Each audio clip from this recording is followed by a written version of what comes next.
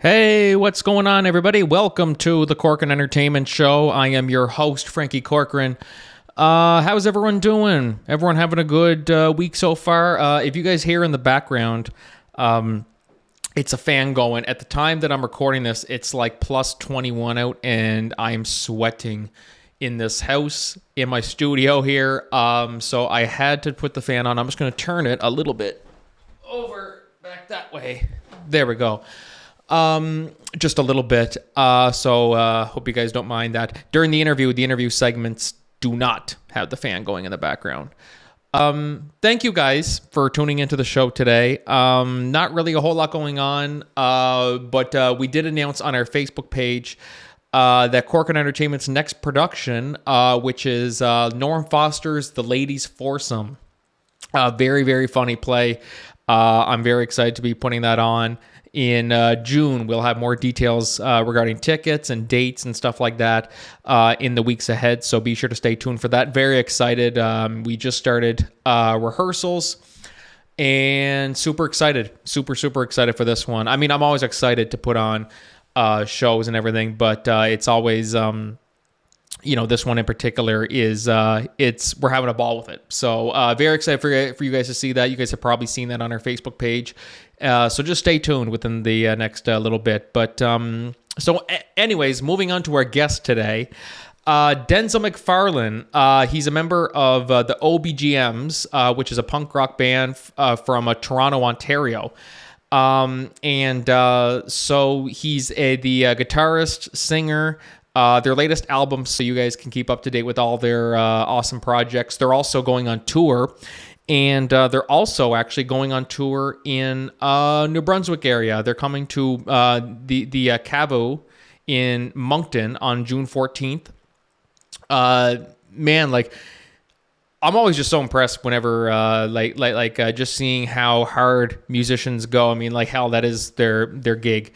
But it's always fantastic. I mean, they've been going at this tour since March 13th, going from, starting from Quebec, Ontario, and then they're making their way over, you're like, wow, all over the place. So New York City, Detroit.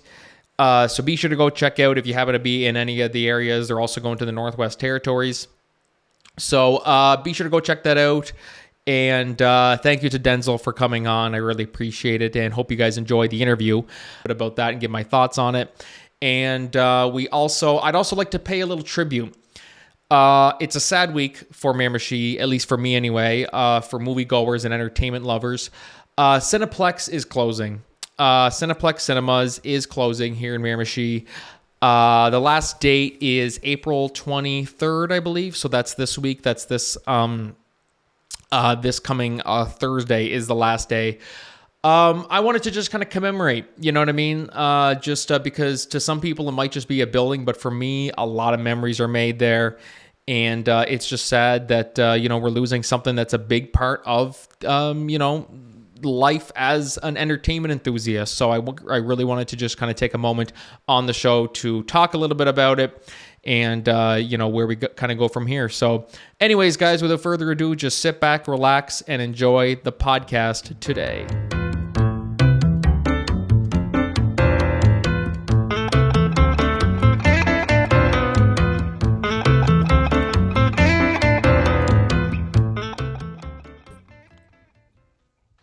Hey, what's going on, everybody? Welcome back to the Corcoran Entertainment Show. I'm your host, Franky Corcoran, and today I am joined by one of the four members of the acclaimed punk rock band from Toronto, Ontario, the OBGMs. They have generated amazing success. I mean, JUNO nominations, touring all over the place. I mean, they're always working on something. I'm very pleased to be joined today by the singer and guitarist of the band, Densil McFarlane. Densil, what's going on, man? Not much, yo. How you doing? Thank you very much for having me on. I really truly appreciate it. What's up with you? This is it here, man. This is it. Just Mm. surviving. Of Yeah. course, I mean, we're just getting through the spring. I Yeah. mean, it's we always complain about it, but I mean, it's we go through this every year, so it's like what's nothing's different about this year, guys. It's the same way it's been everywhere. Is it snowing still where you are right now? Where are you Are coming you to us from today? are you based in Toronto? I'm based in New Brunswick. New Brunswick. Okay, so it's slightly colder there, I'm assuming, but it's been winter every day over here. So it snowed this morning, and I'm just not into it. Yes, I get it. This is an annual thing. However, every year it still does feel new to me, and and I'm not for it. It's not for me. We are mortal enemies, the cold and I. We'll never get used to it, no matter how much we try to. Yes. Yeah, I wasn't sure if you were coming to us from Toronto today, or because you guys are traveling all over the place, you're touring and stuff like that. Is it one of those things that how are you with traveling to different countries and things like that for gigs? Especially when it comes to like jet lag's a big thing whenever people are traveling. How do you kind Yeah. of cope with it as well as the other band members? Um, really, really early on in our career, we got to play South by Southwest Austin. We played to nobody. It was like 12 p.m. in a bar. We played to the bartender and somebody that lived in Australia. They worked for a Triple J. We got off stage like our show is always the same. We're rolling on the ground. We're doing whatever we want to do, and the guy had a great time because we were performing basically to him. He came up to us afterwards, had an Australian accent, and I was like, "Hey, where are you from?" And I think I need you to take me back to the sun where you are because I know it lives there. And he's like, "Brother, if you keep doing what you do, you'll be able to chase the sun around the world."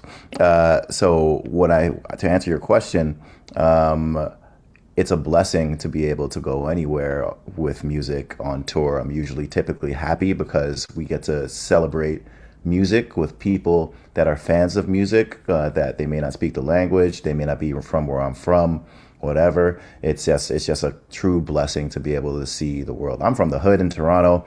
Like I didn't know where Sydney was or Stuttgart was, and it's really really great. But outside of that, by around like week three, I'm ready to go home.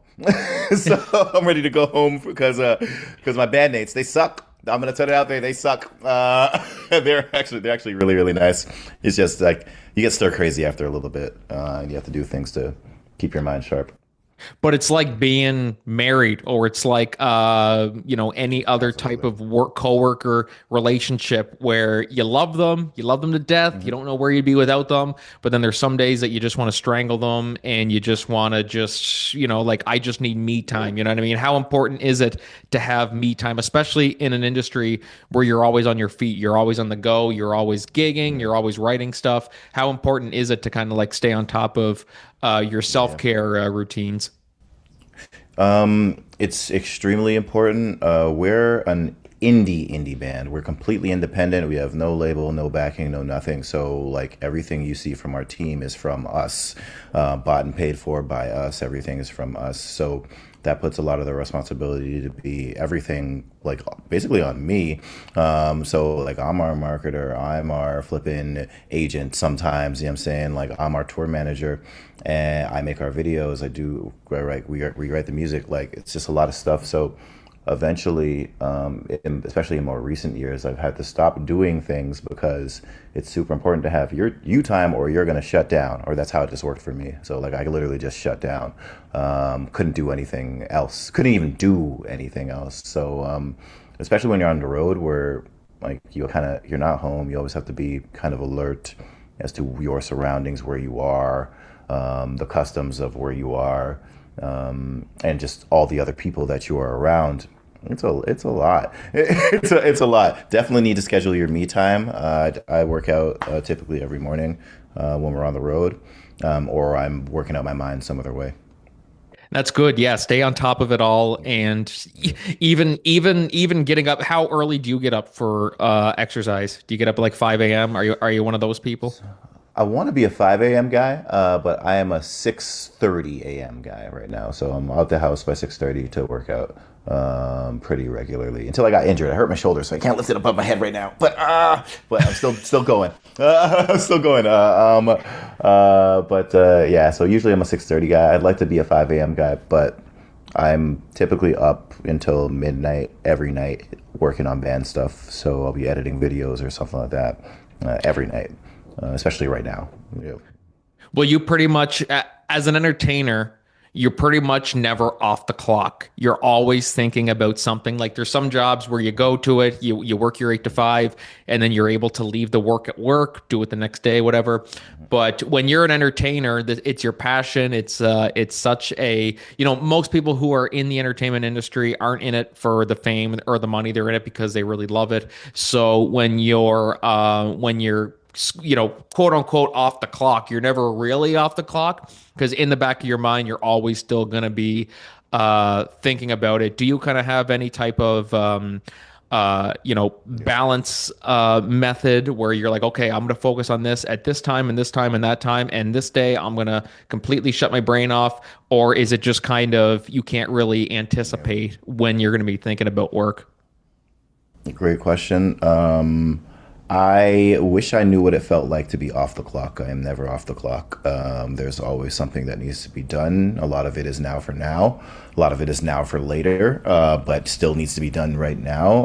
I don't know what that feels like. I commend people that do. But for me, there's always something that is necessary to be done. And like I'm trying to do my best to schedule time to shut my brain off. So like if I'm working like 8 to 5 or something like that, I will make sure that after I close one laptop, I spend 1 hour doing whatever I want to do, which is relaxing, mostly relaxing without a screen. And then after that hour is gone, like I'll set a timer for it. After the hour is done, I get back to work until whenever.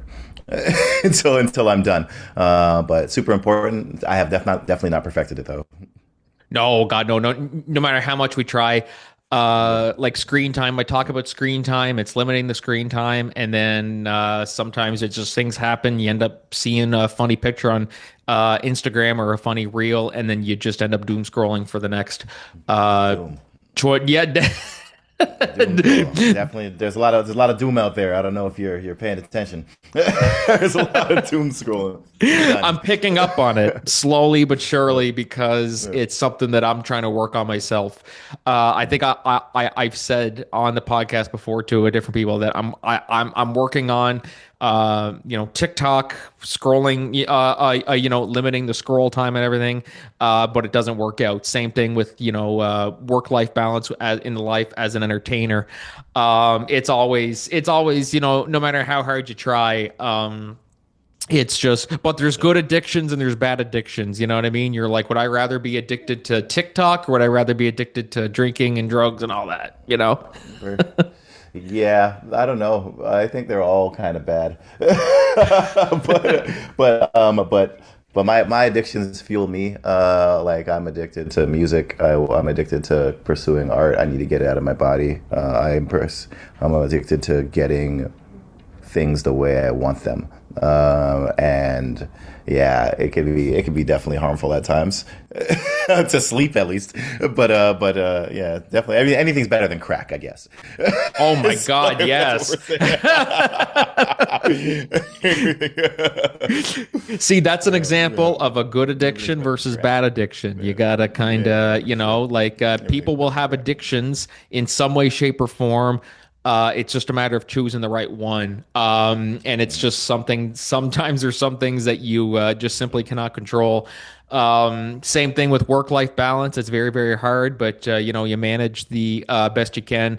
But so talking a little bit about your guys' recent project, which is Sorry It's Over, which is your latest album. Be sure to go check that out, guys, on all audio platforms. What's kind of it's always interesting seeing how much work goes into one single, like seeing how many artists go into so much work writing one single versus they're writing a whole album. You know what I mean? Like that's a whole, you're basically writing, more than one single for one thing. Like, how would you kind of describe your guys' process making an album versus just making a regular single? I think every record that we do, we go into it thinking like an album, or at least that's what I'm thinking about. I'm thinking about how does this particular song fit on a record, and what story are we trying to tell? Like for as long as we've been around, like we haven't released a lot of music because like it's for me it's based off of like what's the correct story? How do I want to present this to people? And what's the best representation of myself? So it typically comes with me just like making like verse, chorus, melody, chords, and arrangements. And alone, sad, crying at home, and then I'll bring in the guys. I'll bring in the guys to amplify the parts. Like each, like I'm blessed to be working with like just a bandmates that each come from different musical walks of life, and each add an element that really changes and up makes the basic version of whatever I'm doing a lot better. Like these guys are phenomenal. And that's basically it. Like we just go in thinking about how do we make the best iconic record that people can play tomorrow, that people can play next year.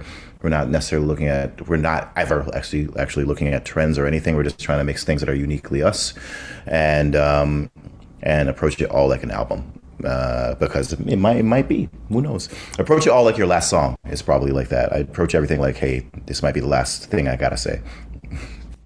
That's a sad way to look at it, but it kind of makes things more interesting. It can happen. It can happen. I know that, like, Sorry It's Over, like, I feel very strongly about that record. If that was the last album that we ever made, I think we left one of the greatest pieces of art that's ever left Canada. So I'm good. I feel good. But I have more work to do, right? So, like, I'm trying to be Celine Dion, right? So I'm trying to be Alanis Morissette. So they got some good records, too. So I gotta make that, too. Gotta make another one of those. Yeah. It's kind of like make it like Toy Story movies where it's like the first one was perfect, nothing will ever top it. Okay, we're gonna do another one. And then okay, this one's perfect, nothing's gonna top it. Okay, we'll do another one. You know what I mean? It's like, you always gotta try to one up. 100%. How difficult does that get sometimes where like is it a good way to be where you're constantly trying to one up every project you do to make them better and better? Because I mean, like you'll look at some different artists and some maybe not even music, but you'll look at like different like movies and TV shows and stuff like that where you're like, okay, the early seasons were the best, or I like the first movie better than the 10th one. You know what I mean? Same thing applies to music. Like, is that really a good mentality to have where you're just constantly trying your best to one up every single one, or do you kind of just gotta do a good job with it, but knowing at the end of the day that art is subjective and you just gotta, people will like what they like. Yeah, I embedded in my process of songwriting is I'm always trying to one up something. I'm always trying to make whatever version of what we're doing better. So we'll get to places where we completely write and record tracks, and the next day I'll be like, hey, the verse is different, the chorus is different, the arrangement is different, let's re-record it. So striving to be great is embedded in our process. It's not directly related to thinking about any of the albums that we've all done ever. It's just I can't stop. I have to make sure that this is the best thing that I could do. This is my best effort, or that I feel something, because that's the only way I can feel something with it. I don't ever think about our other albums when we're making new music. I think each of them are uniquely flipping fantastic. I don't think we've ever had a bad record ever. I think they're actually all phenomenal. And yeah, it's just, that's part of it is because we take time to craft the message instead of just putting out whatever. Yeah, that's it. Yeah, no, whatever. It's always gonna be great. There's no way to stop. No, exactly. Because that's something that people will struggle with sometimes, that they think because this one's not as good as our last one in their mind, oh crap, like what's the point? People are going to say it's like no matter what, people there will be people out there who will say that it was your best one. There will be people out there saying that it was your worst one. There will be some people out there saying that it was neither good nor bad. Like it's just that's just people will like what they want, and it's just you can't really cater to every single person. How important is it to keep that in mind? Especially whenever you have so many loyal people, so many loyal followers, that you're always constantly trying to worry about pleasing everybody. Like, how difficult does that get as an artist? Yeah, I think the best thing is that I don't worry about pleasing really anybody. There was probably a period of time where maybe socially I'd be more worried about and concerned about how people thought or reacted based off of what I was trying to provide.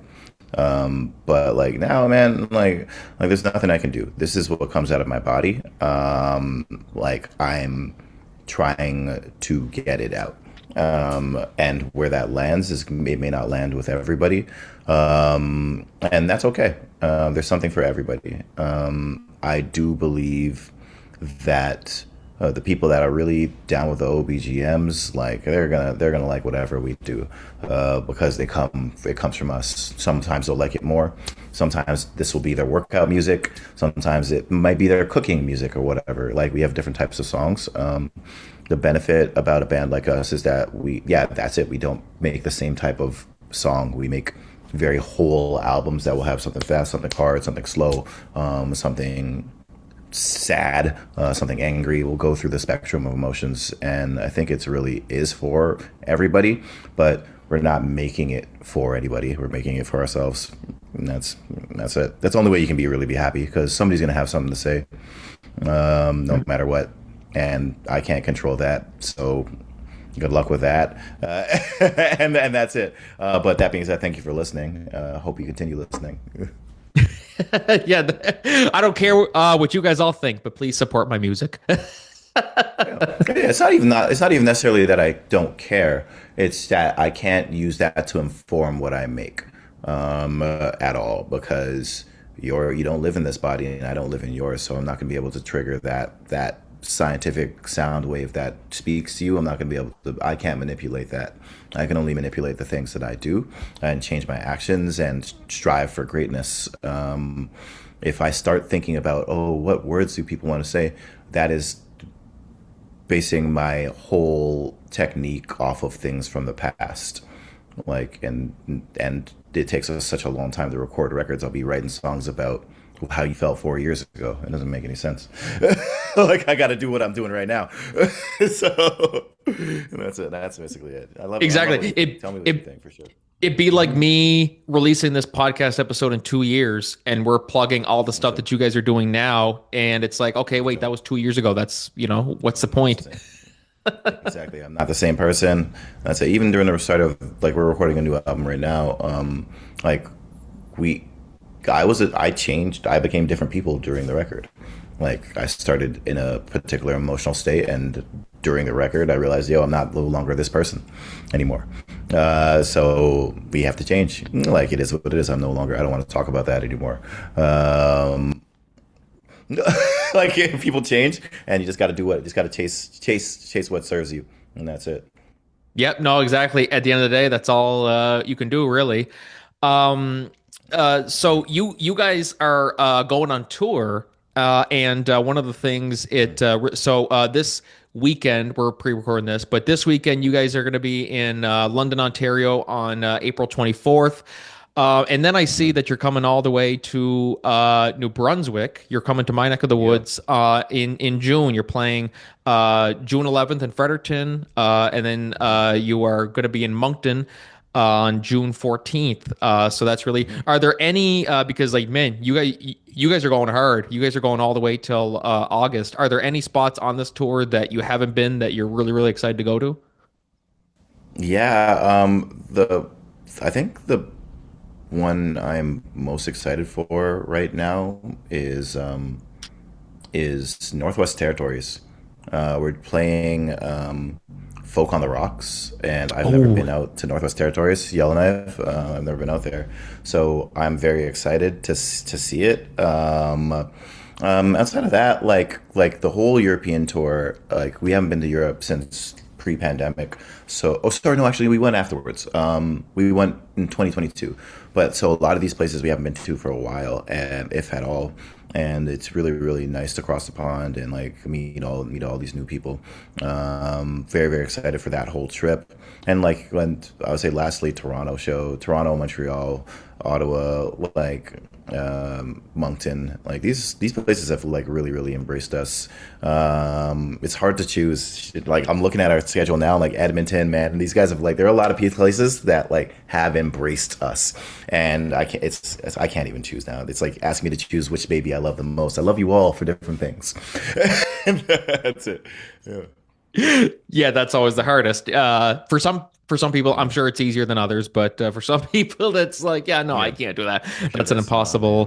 Yeah, I can't impossible imagine. question. But no, it's truly fantastic that to see the success the band continues to have.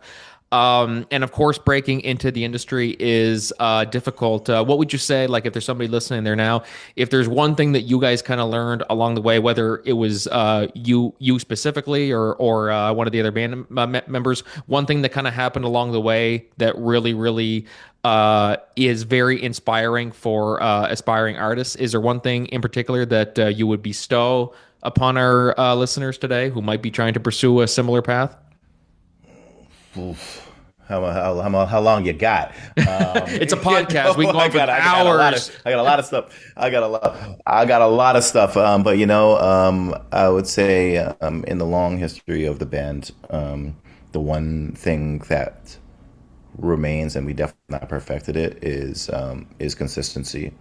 Do what you can do, deliver what you can deliver, and don't feel bad when you can't deliver. Don't overpromise something. Like literally do what you can do and understand what that means, and understand that like the music industry is different than what you got into picking up a guitar or piano or singing or whatever the hell it is for.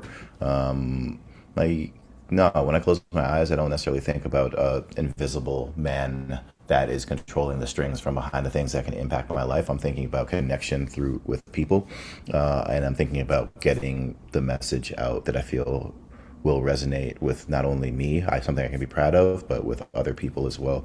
And that itself is the win. Chase that feeling, and know that you're going to be wrong all the time, and that's fun. You're going to be wrong. It's not going to work out the way you wanted it to. And that's fun. That's so fun. Like the amount of things that have we're like one of the more unlucky bands like ever. I would say a lot of things like fall through, get weird, whatever, blah blah blah. But like I can always have a smile on my face because like that's a part of the good that makes me remember the good times as well. Like all the great things that have happened to us. Yeah, so I think I'd say that like be consistent, get it out. It doesn't matter what people think. It's not going to work the way you think it's going to work. Who cares? And and are you happy? If so, keep doing it. Yep, being happy too. That's the main thing too. Don't be in it just because you feel obligated. I You're got it. doing this because you have a passion for it. You're Yep. doing this because you're talented. You're great at what you do, and it's good to inspire others too. Because I mean, there'll be people who listen to your music. They'll be listening to you doing podcasts like this one, and through hearing your journey, they'll feel something, and they'll really be inspired to do better and to maybe not copy you guys, but they'll be more, they will definitely have a greater appreciation for the field they're in.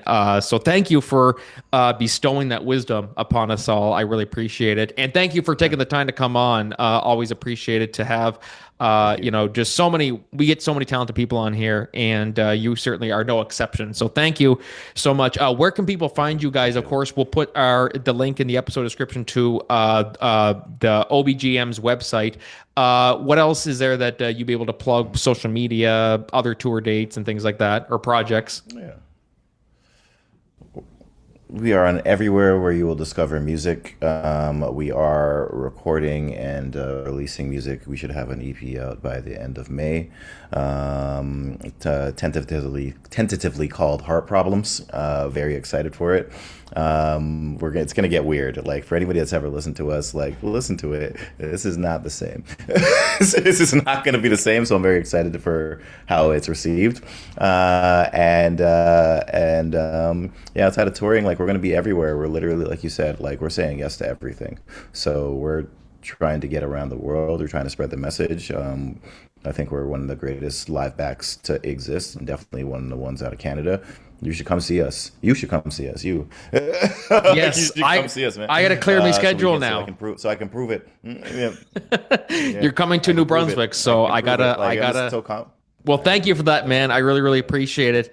Thanks for coming on, and best of luck in all the upcoming shows and projects. I'm very excited to see what you guys do next.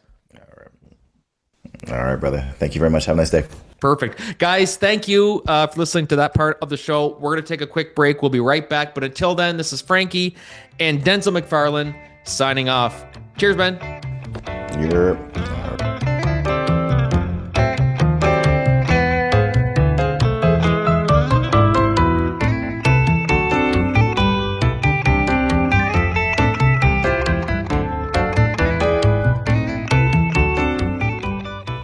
Hey, what's going on, everybody? Welcome back to the Corcoran Entertainment Show. That was me and Densil McFarlane. Thank you so much, Densil, for coming on. And guys, be sure to go check out their official website in the episode description and keep up to date with all their upcoming projects, tour dates, if you happen to be in the areas that they're going to be performing. And also go check out their music on Spotify, Apple Music, wherever you listen to your music at. And yeah, keep up to date with all their stuff. Sorry, It's Not Over is the name of their latest album. So moving on with our solo segments today. The first one is really, really exciting. I talk about it a lot. And so Lord of the Rings, we're getting a new Lord of the Rings movie. Actually, we're getting two new Lord of the Rings movies. We're, of course, getting The Hunt for Gollum, which is coming much sooner than I really thought. It's December 2027, which, I mean, yes, it's well over a year away. Like well over a year away, pretty well almost 2 years, but like it will be here before we know it. So Lord of the Rings, The Hunt for Gollum. And then of course we have the new one that Stephen Colbert is going to be co-writing with his son, which I'm super intrigued and excited about. But to talk a little bit about, there's been lots of reports within the last little bit regarding, who's going to be coming back and who's going to be in it and everything. Well, we officially have confirmation. So CinemaCon was this past week. We got a lot of news and stuff like that for movies and things like that at CinemaCon. So we got the official word on who's all coming back. The full cast for The Lord of the Rings, The Hunt for Gollum has been revealed. So this report is from Variety. And so the movie's coming out December 17th, 2027. It will chronicle the search for the titular corrupted hobbit in the years leading up to the trilogy's first installment, The Fellowship of the Ring. Original trilogy writers Fran Walsh and Philippa Boyens are joined by Phoebe Gittins and Artie Papaguri. I can't pronounce that, I'm sorry. In adapting the J.R.R. Tolkien source material. So the official cast has been revealed. We have... in addition to helming the film, Serkis stars as Gollum / Smeagol. He's also directing the film. And I believe he's writing it as well, or co-writing it, I think. But he's at least directing it. Or no, he's not writing it. Sorry. I just said who the writers were. But for some reason, I kept thinking he was involved in the writing of it. But anyways, Serkis is Andy Serkis, who's an absolute, world-class actor and filmmaker, is going to be back as Gollum, one of the most iconic characters in films ever, really. So then, of course, we have Ian McKellen is back as Gandalf, which is so exciting. I was like, I'll be honest, I was kind of, because I knew he had talked before about wanting to come back, and for me, I was like, okay, he is getting up there. You know what I mean? Like that's one thing that we really have to take into consideration, where it seems like kind of a physical role. Or doesn't seem like it. I'm sure it is a physically exhausting role. And Ian McKellen is 86 right now. In May, he'll be 87. Still going like a tank. He is actually on Broadway still. He's still doing Broadway shows, which, I mean, hey, if you're still able to do it, who's to stop you from doing it, you know? So, so Ian McKellen's back as Gandalf. Elijah Wood is back as Frodo. And so that's really, really exciting too, to have Elijah Wood come back. I think the only thing I was kind of wondering about with regards to having Frodo in it is that if it's a prequel, and then I also kind of wonder too, how is it going to look if, you know what I mean? Like, how is it going to look? Because, Frodo, Elijah Wood's clearly, he's a lot older now than he was when they did Lord of the Rings back 25 years ago. But I think they'll make it work. You know what I mean? I'm not really worried about that. It's just something I was kind of thinking. Well, hell, even Ian McKellen, he's going on 87. He would have been 60 whenever they filmed the first Lord of the Rings movie. So, but anyway, they'll make that work. And then of course we have someone coming from the appearing from the Hobbit. Lee Pace is appearing as I can't remember the character's name. Thranduil. I believe that's how you pronounce it. I haven't seen the Hobbit movies in a while. I actually want to rewatch them again. I still remember watching all three of them in theaters. But Lee Pace is going to be coming back. I think Lee Pace is awesome. And Kate Winslet as Marigold, and Leo Woodall as Halvard. And so Jamie Dornan will also play. Jamie Dornan will also play Strider, who's later revealed to be Aragorn. Aragorn. That's a completely different franchise. Aragorn. So they're recasting Aragorn. Viggo Mortensen is not coming back. I'll be honest, I'm a little bummed. I am a little bummed. But at the same time, I am kind of conflicted a little bit, because I'm like, okay, maybe you could have got him back, but I don't know. I mean, it's the only reason I say that is because you got Ian McKellen back, who is, and same deal with Elijah Wood, but it is what it is. And who knows, maybe there's more behind the scenes stuff that I'm not entirely sure of. Maybe Viggo Mortensen didn't want to come back. But Aragorn was always my favorite character from Lord of the Rings. I love everyone else. Frodo, Sam, Merry, Pippin, Legolas, all them. Like, I always really, really loved all them. Gandalf, of course. And then even some of the characters in The Hobbit, like Thorin Oakenshield, I loved. And Bilbo, of course. But yeah, Aragorn for me was always the standout. I always loved Viggo Mortensen's performance. And so I'm bummed that he's not going to be in it. But what can you do? I mean, I think if done right, recasting can work. So I mean, it is what it is. We'll adjust for sure. And it's one of those things where it is a prequel. You kind of have to. You got to make it look somewhat real. You can't have Viggo Mortensen's probably 60 now. You can't have a 60-year-old playing a 30-year-old. It's just it doesn't fit, So.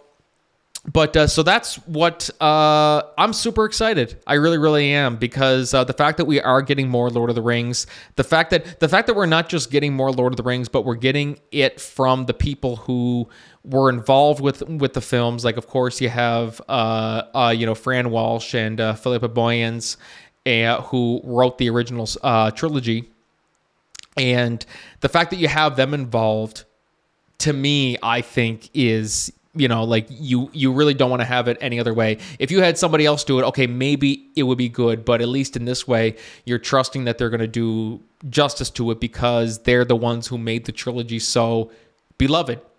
So, and then I'm also excited that we're having Stephen Colbert joining in to help write the upcoming one, not this one, but what was it called again? Shadow of War, I think it was. I can't remember.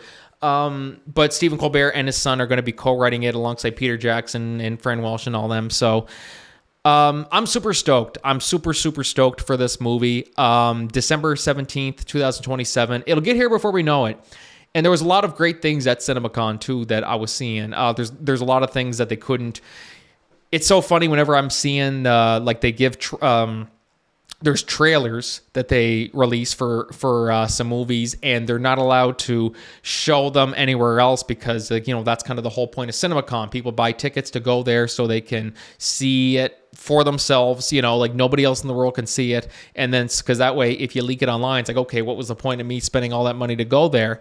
But, at least this one here was something that they could announce. They were able to announce this, whereas the other ones are just, all right, here's clip by clip what happened in it, instead of like, okay, just release it, But anyway, that's my thoughts on CinemaCon in that way. But Lord of the Rings, The Hunt for Gollum, super excited. Be sure to let me know what you guys think about that. Is the cast good? Are you happy that we're getting Elijah Wood back? Are you happy we're getting Ian McKellen back? Are you sad like me that we're not getting Viggo Mortensen back, but we're getting a different actor? Whatever you guys think, be sure to let me know what you think in the comments and all that. The Corkin Entertainment Show is brought to you by Podmatch, the ultimate platform designed to connect podcast hosts with prospective guests effortlessly. Are you a podcaster looking to elevate your show to new heights? Or perhaps you're a guest hoping to share your story with a broader audience? Whatever your podcasting goals are, we have the perfect solution for you. Podmatch simplifies the entire process of discovering guests for your show or finding podcasts to feature your expertise. Now imagine a platform where you can easily match with like-minded creators tailored specifically to your niche. With Podmatch, you can effortlessly network with influencers and thought leaders, all while staying true to your podcast vision. There are a multitude of ways that Podmatch can help you grow your brand. You can be part of a thriving community of podcasters and potential guests. Engage, collaborate, and grow together. If you're ready to experience these fantastic benefits for yourself, we invite you to join Podmatch today. Head over to www.joinpodmatch.com/Corkin Entertainment and sign up right now for only $6 a month. That's right, you heard me right, $6 a month. Join the Podmatch family today and watch your podcast soar to new altitudes. Thank you for tuning into the Corkin Entertainment Show, and happy podcasting. This episode of the Corkin Entertainment Show is brought to you by Holy Hydrogen. Okay, guys, let's be real. We all try our best to stay hydrated, right? But not all water is created equal. That's where Holy Hydrogen comes in. They've got this awesome device called the Lourdes HydroFix Premium Edition, and it takes clean water to the next level by infusing it with molecular energy. That means you're not just drinking water. You're giving your body extra support with every sip. Better energy, less inflammation, and a real boost to your immune system. So try the Lourdes HydroFix Premium Edition today by going to shop.holyhydrogen.com/Corcoran and use the promo code Corcoran for $100 off your purchase. Again, that's shop.holyhydrogen.com/Corcoran and use the promo code Corcoran at checkout. Stay hydrated and stay healthy. And so moving on to our last solo discussion topic today, it's going to be a sad one. Me kind of talking about movies and, movies that I'm excited to see and everything, The Hunt for Gollum and lots of others that are coming out. There is kind of an elephant in the room for anybody who's in Miramichi who might be listening to this, is that we ain't going to be able to watch it in Miramichi because we're losing Cineplex this week. So, of course, we've known for a while. Thankfully, this, it's a bummer that it's closing, period, but I think the fact that we've had time to prepare instead of them just pulling the rug right out from underneath us that they're closing it. So, of course, the movie theater that I've been going to since I was a kid is closing this Thursday. The last day is going to be April 23rd. And just to kind of get my thoughts on it, because, because there's always lots of debate, or maybe I shouldn't say debate, but there's always been lots of talk regarding, we don't need a movie theater anyway because of streaming and this and that and the other thing. And while I completely get that, there's still something about, like you really have to... just watching movies in a movie theater is a whole different experience. even so, the last movie that I would have saw would have been the Super Mario Galaxy movie, and it was still, knowing that it was going to be the last movie that I ever saw in that building, it was still like this feels better than if I was to just sit at home and watch it. You know what I mean? It feels so much better. So for me personally, I'm kind of just trying to sum up my words here the best way I can. But it's truly something that you don't really realize what you have until, like, you know, like it'd be like if one day Tim Hortons just said, okay, we're going out of business, and there was just no Tim Hortons ever again. Like, what? We're not going to be able to go down and get coffee every morning and do all that. Like, you know, it's one of those things that you kind of take for granted sometimes. And the same with the movie theater. I mean, like, you know, of course, COVID, movie theaters took a big hit. People didn't want to be, you know, that closed in around people and all that stuff. And then, you know, some people then start saying kind of what I mentioned, where it's, why would I watch that in theaters when I could just watch it on streaming? And then now that we're losing the theater, it's so funny that we're still seeing lots of those people now coming out going like, oh, okay, like, you know, like I love the experience of being in a movie theater and everything. It's like, okay, but you're just realizing it now that we're losing it. That's what's making you think it. But I still remember the first movie that I ever saw in that theater. So actually, Cineplex wasn't actually the first theater in that building. It was Empire Theaters. And then, of course, it changed to Cineplex in 2013, 2012, I think, somewhere in that range.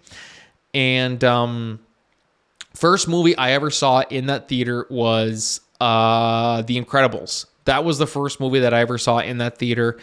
The first movie that I saw in a movie theater, period. You know, like, that's pretty well the only movie I've gone to my whole life.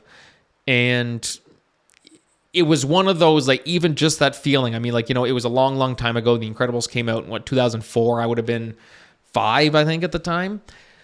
And it was one of those things that, you know, you really just, it's a different ball game. It truly is just a very, very different ball game. And then after that, I remember we went to go see. It's funny. I mispronounced Aragorn's name in Lord of the Rings, but Aragon. That's probably what I was thinking. I still remember going to see Aragon back then.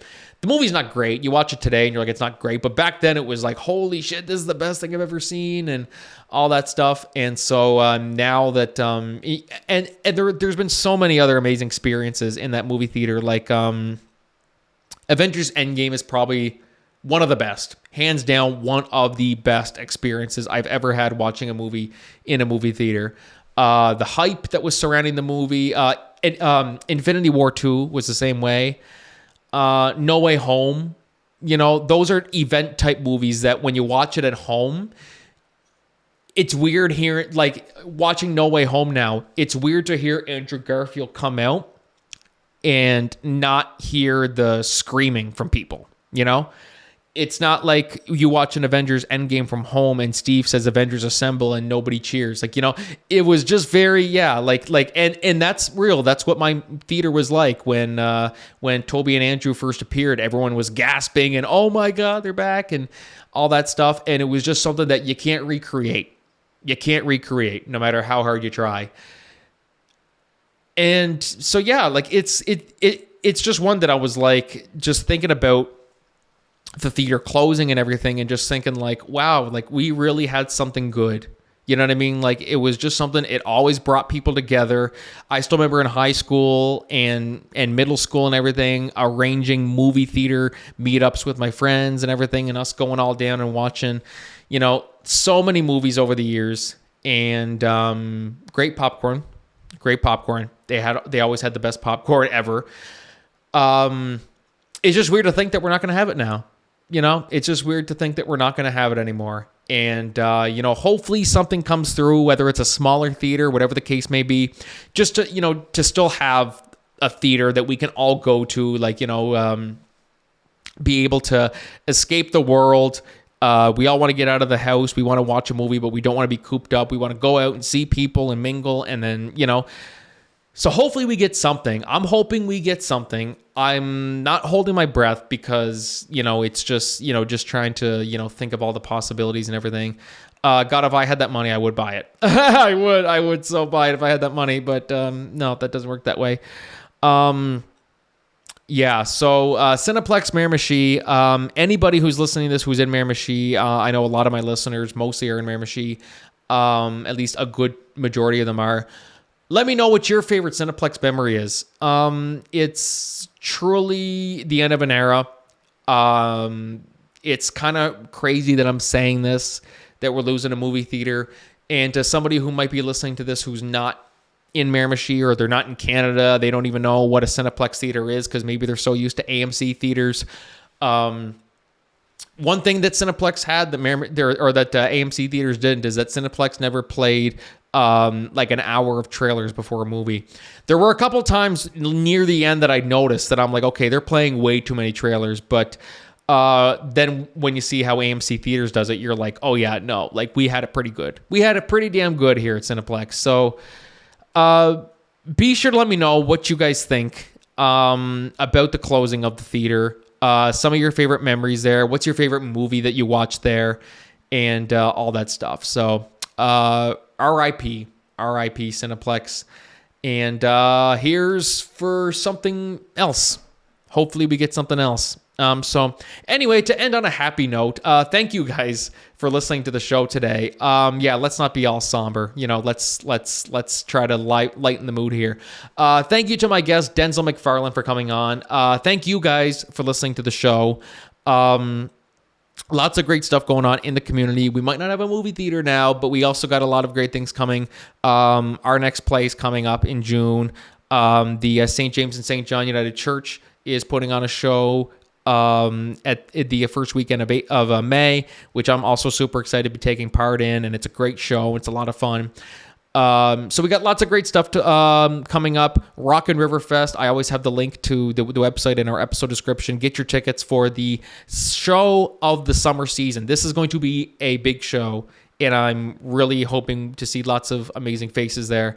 For the Brett Kissel concert, opened by Amber Walls and Amelia Underhill, who were on this podcast as well. So be sure to go get your tickets on rockandriverfest.ca for the big show, July 25th.